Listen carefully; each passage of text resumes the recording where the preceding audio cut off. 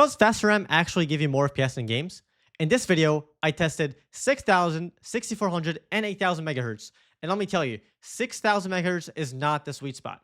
Also, I'm super close to 1000 subs, so consider subscribing. Alright, so we're going to test 3 CPUs with the shown config. So for the 9950 X3D and the 9700 X3D, we're going to be using PBO with 200 megahertz boost and ECLK. I have a video on that, by the way. And we're going to be using SLK 2000 for both 6000, 8, and 8000 megahertz. But for 6400, we're going to be using 2133 to keep it synced. And I'm going to be using 2x16 Hynix A die. And as for the motherboard, it's the X870 Apex.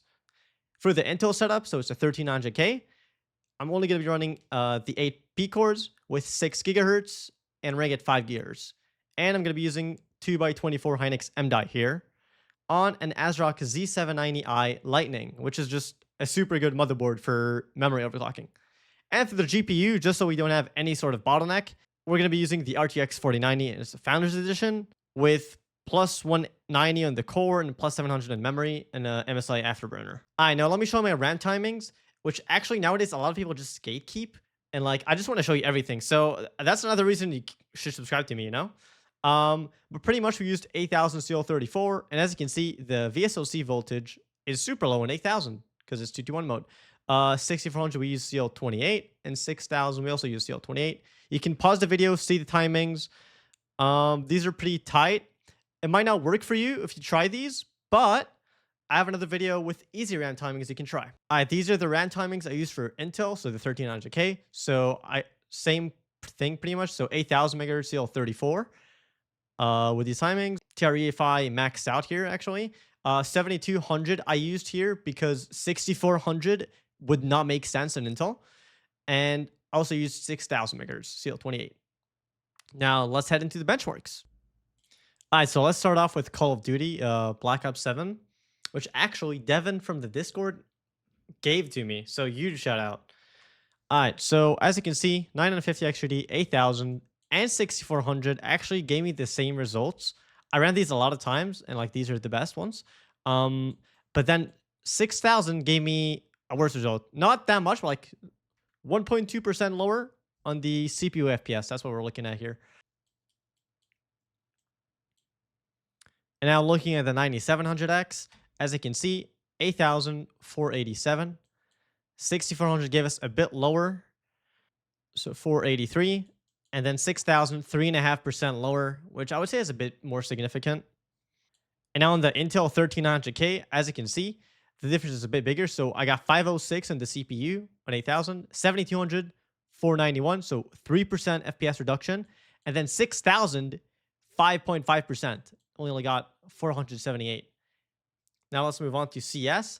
So CS actually on 8000, I got the best result. I got P1 456. This is, I forgot to mention, it's the new beta, which has better FPS. It's going to be released super soon, so I thought I might as well do it.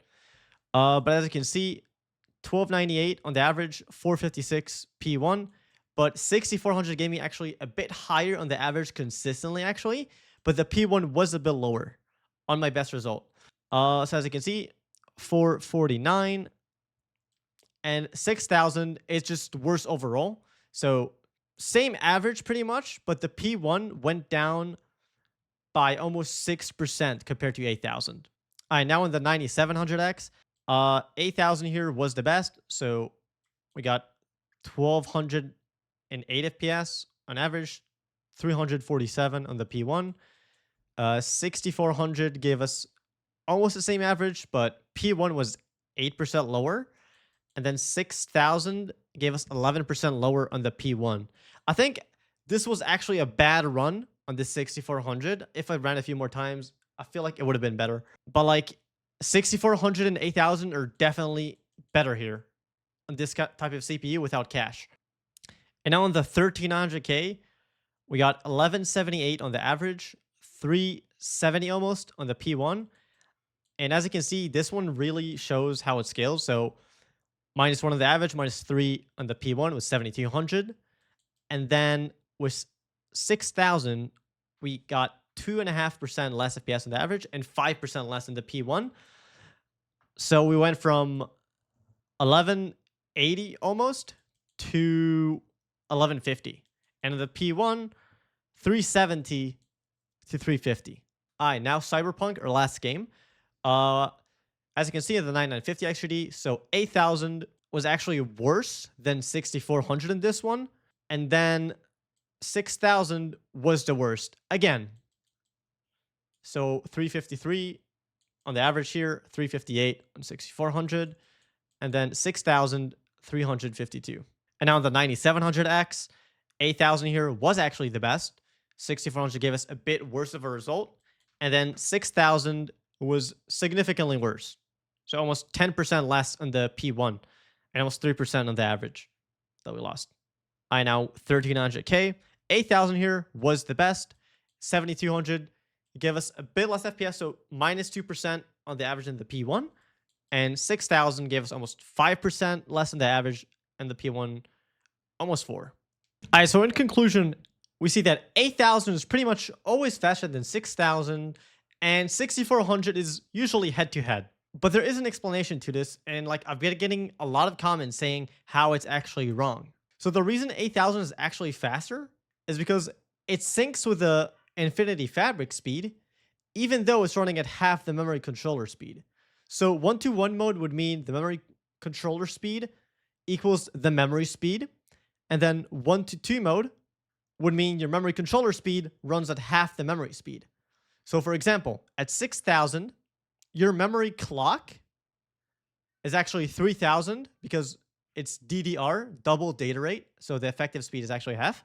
So your MCLK, so your memory clock is 3000, your unified memory controller clock is also 3000, and then your FCLK is 2000, which is desynchronized from the FCLK, as you can tell. But it's synced between the memory clock and the memory controller clock. But in 8000, our memory clock is 4000, our memory controller is running 2000, and our FCLK is running 2000. So those two are synced. That's why we get better latency, and it is actually beneficial. So the pros are that it is better than 6000, and not all CPUs can do 6400 1-to-1, for example. You can be unlucky and get a sample that doesn't do 6400.